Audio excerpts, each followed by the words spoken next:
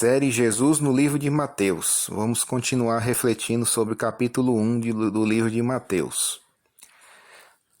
Davi, o reino. Salomão, por ordem de Deus e de seu pai Davi, construiu um templo magnífico, uma maravilha mundial de seu tempo. Quando o concluiu, Deus lhe apareceu pela segunda vez desde a sua coroação e lhe assegurou duas coisas. Primeiro, estava plenamente satisfeito e santificaria o templo com sua presença. Segundo, estava disposto a cumprir sua promessa a Davi acerca do reino. Deus disse a Salomão: confirmarei o trono de teu reino sobre Israel para sempre, como falei acerca de Davi teu pai, dizendo: não te faltará sucessor sobre o trono de Israel. A promessa feita por Deus a Davi de lhe dar um reino com seus descendentes no trono para sempre, fez com que o povo de Israel de todos os tempos visse Davi como um rei ideal, permanente, e o seu reino como um reino sem fim. Isso era o que Deus queria. Pôs, entretanto, uma condição. Essa condição está em 1 Reis 2,4, que diz: se teus filhos guardarem o seu caminho, para andarem perante a minha face fielmente, de todo o seu coração e de toda a sua alma, nunca te faltará sucessor no trono de Israel. O reino de Cristo. Os descendentes de Davi não cumpriram a condição, mas Deus a cumpriu. Interrompeu os descendentes de Davi no trono por causa de sua infidelidade, e o reino deixou de existir. Primeiro ficou sob o controle de Babilônia, e em seguida se sucederam vários dominadores. Jesus, descendente de Davi, que cumpriu as condições da promessa, veio para ser o Messias prometido e verdadeiro rei de Israel.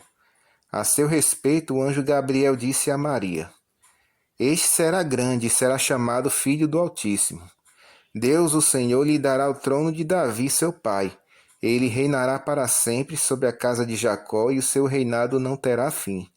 Lucas 1, versos 32 e 33. Ao começar o seu ministério público, Jesus proclamou: arrependei-vos, porque está próximo o reino dos céus. Mateus 4, verso 17. Não era um reino territorial, era um reino de poder que subjugava os demônios. Aos incrédulos fariseus, Jesus disse: se porém eu expulso demônios pelo Espírito de Deus, certamente é chegado o reino de Deus sobre vós. Mateus 12, verso 28. O reino espiritual agora, territorial em sua segunda vinda. Com este reino, Deus cumpre as duas promessas que fez a Davi. Primeira, a duração eterna do reino, e segunda, a eterna permanência de um descendente de Davi no trono. Também cumpre seu propósito original para Israel, no sentido de que seu reino se expandisse por todo o mundo. O reino é para os que fazem a vontade de Deus. Mateus 7,21 diz: nem todo quem me diz Senhor, Senhor, entrará no reino dos céus, mas aquele que faz a vontade de meu Pai que está nos céus. Mateus 7,21. Para definir o que significa fazer a vontade de Deus, Jesus contou uma parábola. Ele estava ensinando no templo, ensinando a multidão, e se tinham aproximado uns sacerdotes e anciãos para lhe fazerem uma pergunta. Queriam saber qual era a sua autoridade e de quem a recebera. Jesus lhes disse que se eles lhes respondessem uma pergunta, ele também responderia a deles. De onde provém o batismo de João? Do céu ou dos homens? Os sacerdotes responderam: não sabemos. Jesus respondeu: tampouco eu lhes digo com que autoridade faço estas coisas. Não quis lhes dizer diretamente que sua autoridade provinha de Deus e era a expressão de sua vontade. Mas Jesus contou uma parábola de um homem que tinha 2 filhos. Aproximou-se do primeiro e lhe ordenou que fosse trabalhar em sua vinha. O jovem não tinha boa vontade. Não quero ir, ele respondeu. Mas depois se arrependeu e foi. Aproximou-se do outro filho, o homem, e Jesus disse-lhe a mesma coisa para seu outro filho. Parecia de muita boa vontade e rapidamente respondeu: sim, Senhor, eu vou. Mas ele não foi. E a pergunta que Jesus fez aos discípulos foi: qual dos 2 fez a vontade de seu pai? Os discípulos responderam: o primeiro. Para fazer a vontade de seu pai, o primeiro filho precisou se arrepender. Mas o arrependimento é só o começo, há algo mais. É necessário crer. Comentando a resposta dos sacerdotes e anciãos, Jesus disse: Em verdade vos digo que publicanos e meretrizes vos precedem no reino de Deus, porque João veio a vós outros no caminho da justiça, e não acreditastes nele, ao passo que publicanos e meretrizes creram. Vós, porém, mesmo vendo isto, não vos arrependestes afinal para acreditardes nele. Mateus 21, versos 23 até 32. A vontade de Deus era que se arrependessem e crescem, porque só se arrependendo e crendo, o homem pode fazer a vontade de Deus. Quando fazemos sua vontade, entramos em seu reino, e o reino de Deus passa a ser o nosso reino. Em Abraão temos a promessa do Messias, em Davi a promessa do reino. Em Jesus temos a realização de ambas as coisas. Ele é o Cristo. Jesus, a realidade.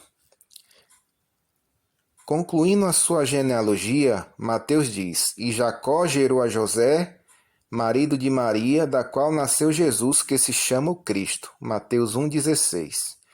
Cristo em grego significa ungido, o mesmo que Messias em hebraico. Os fiéis de todos os tempos sabiam sobre o Messias. Adão conhecia o Messias como a semente da mulher. Gênesis 3, versículo 15. Abraão como o rei de Salém e príncipe da paz. Gênesis 14, verso 18. Jacó como Siló, perante quem se congregariam os povos. Gênesis 49, verso 10. Isaías como Emanuel, maravilhoso conselheiro, Deus forte, Pai da eternidade e príncipe da paz. Isaías 7,14 e Isaías 9, verso 6. Jeremias como renovo justo de Davi e nossa justiça. Jeremias 23, versos 5 e 6. Daniel como Messias príncipe. Daniel 9, 25 e 26. Oséias como Deus dos exércitos. Oséias 12, verso 5. Todos eles acreditavam em Cristo e o esperavam. Nós não precisamos olhar a promessa como eles, com expectativa e esperança, acreditando no futuro. Para nós é uma realidade histórica. O Messias já veio, já trouxe o reino, já deu sua vida e já outorgou a vida. Já se fez realidade e em si mesmo tornou real todas as promessas. Também nós cremos, não como esperando receber, mas como tendo recebido. E a vida que nos deu conosco estará como possessão eterna, porque sendo vida eterna, começa aqui quando cremos. Para eles, tudo estava no futuro. O passado não tinha nada mais que a história da promessa. Nós, ao contrário, temos no passado a história da salvação já realizada, e no futuro, a continuação magnífica de um presente em Cristo, com a vida de novas criaturas, na qual tudo se faz realidade e vida eterna. O avião em pleno voo transatlântico parecia não existir. Um jovem ao meu lado lia. Eu, concentrado em meu computador, escrevia. Depois de um longo tempo, pareceu ter se cansado de ler, e eu prestei atenção a seus movimentos enquanto guardava o livro. Para onde viaja? Eu perguntei. Vou visitar uma amiga que mora na Alemanha, disse. E você? Vou a Moscou, respondi. Ele se mexeu no assento como se estivesse acomodando seu interesse, que repentinamente pareceu aumentar. O que faz em Moscou? Perguntou-me. Trabalho para a igreja adventista. Pastor? Perguntou. Sim. Interessante, ele comentou. Sua voz tinha uma espécie de curiosidade mesclada com surpresa. Você é membro de alguma igreja? Perguntei.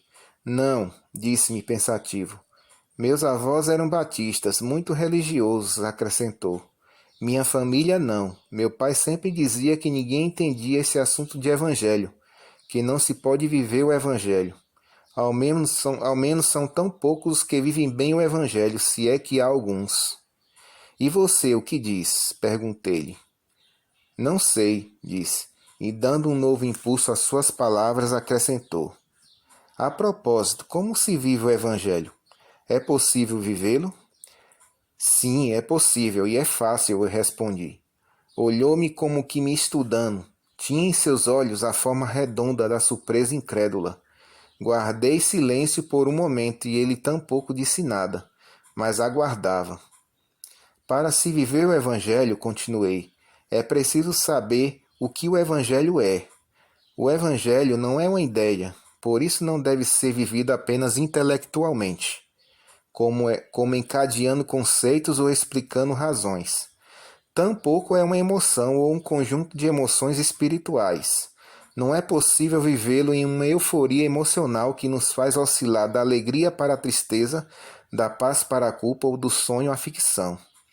O Evangelho é um modo de ser, o modo de ser de Cristo, o modo de ser de Deus, a maneira de ser de Cristo. É a própria obra do Espírito Santo. É um poder, não qualquer poder, é o poder de Deus para a salvação.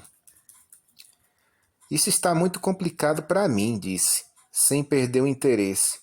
Isso do poder, eu ouvi que o Evangelho está relacionado com amor, mas nunca me definiram isso como poder.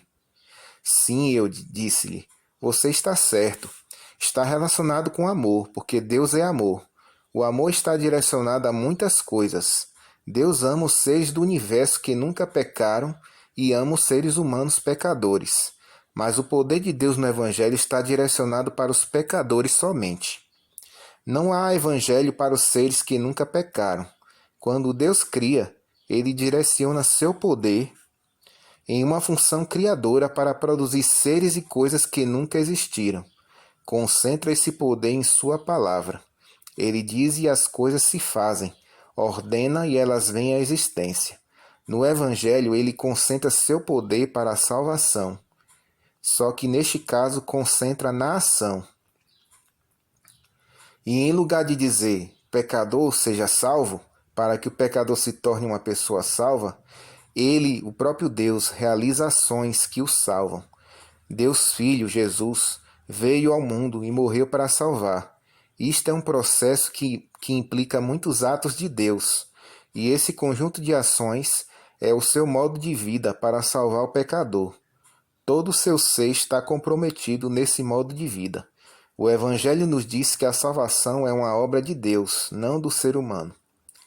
Isso é diferente, disse o jovem, como se estivesse olhando um lugar de sua própria casa que nunca tivesse visto antes. Até meu pai estaria surpreso e meus avós também. Não é uma questão de palavras, acrescentou. Eu pensava que o Evangelho era uma boa notícia, palavras, disse como que meditando. Sim, acrescentei, também é boa notícia, porque é uma grande notícia saber que Deus está executando nossa salvação. Mas o Evangelho não é só a palavra da notícia, inclui a ação de Deus que produz a notícia. E o mais fantástico é que Deus não faz só a ação salvadora fora de nós, também a executa dentro de nós. Faz-nos uma nova pessoa, e essa nova pessoa vive o Evangelho. Só ela pode vivê-lo. Então, como se vive o Evangelho? Perguntei, respondendo mesmo em seguida. É simples, como uma pessoa nova, recriada, que age conduzida pelo poder de Deus. Deus é quem realiza a nossa salvação fora de nós na cruz e dentro de nós quando cremos. Quem crê é uma nova criatura. Crer também é uma ação de Deus. Em nós não é mera palavra nossa. A salvação não é produzida quando uma pessoa diz, eu creio, mas quando Deus atua nela e ela não rejeita a ação divina. Deus lhe dá a capacidade de crer, embora tenha sido uma pessoa incrédula, e a capacita para viver como uma pessoa nova, crente. Seguimos conversando muitas outras coisas, mas só relatei o relevante para o tema que tratamos aqui. A salvação é uma realidade presente porque Cristo é plena realidade no presente de nossa vida hoje, amanhã e em todo o tempo futuro, porque o presente de Deus para nós é a vida eterna em Cristo Jesus. A genealogia da vida eterna inclui a promessa da vida, a promessa do reino e a realidade das duas promessas na pessoa de Cristo, o doador da vida presente e da vida eterna. 5 mulheres e um só descendente. Nenhuma delas podia ter filhos, e todas geraram o mesmo descendente. Nenhuma era socialmente aceitável, mas todas se tornaram exemplo para a sua própria sociedade e para a sociedade humana de todas as gerações. Elas geraram um descendente que foi chamado Filho do Homem, Filho de Deus. Totalmente homem, totalmente Deus, porque foram incorporadas à linhagem de ascendentes humanos de Jesus. Tem isso alguma relação conosco hoje? Nós vamos ver através da história dessas mulheres, que são as seguintes: Tamar, Raabe, Ruth, Batseba e Maria. Tamar, a desprezada, Gênesis 38, versos 6 a 30, é o verso que conta a história de Tamar. Depois que os filhos de Jacó venderam José, seu irmão, e os midianitas o levaram como escravo ao Egito, Judá se separou dos irmãos e foi viver em um lugar onde vivia seu amigo Ira. Nessa terra se casou com uma cananeia, filha de Sua. Tiveram 3 filhos, Onã e Selá. Aonde os filhos de Jacó fossem, a esse lugar os acompanhava a história de sua família. As pessoas se inteiravam das promessas feitas por Deus a Abraão, a Isaque e a Jacó.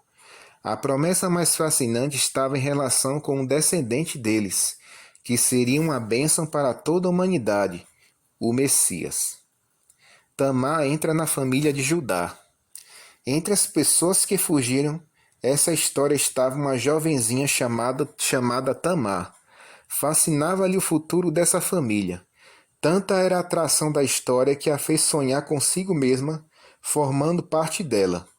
Havia uma só maneira, casar-se com o primogênito, mas isso ela não podia decidir. Entretanto, havia algo que podia fazer. Fez-se amiga da família, especialmente do pai. Sabia muito bem como se faziam as coisas. Era o pai quem tomava a esposa para os filhos. Judá tinha que ser cuidadoso nisso. Conhecia sua responsabilidade.